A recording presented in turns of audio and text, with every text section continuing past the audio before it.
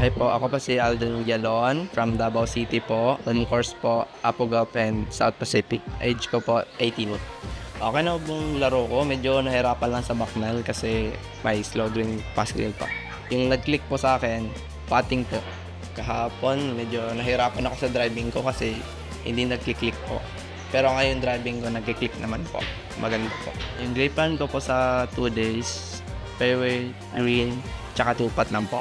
Thank you po sa El Frio Air Conditioning at tsaka kay Boss RJ and Ma'am Donat Gopes.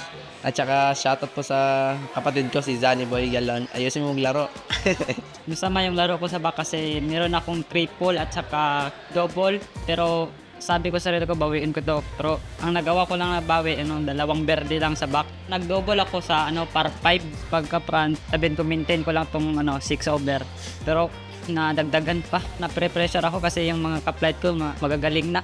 Pero sabay-sabay lang sa laro. Para bukas, gagawin ko lang yung best ko.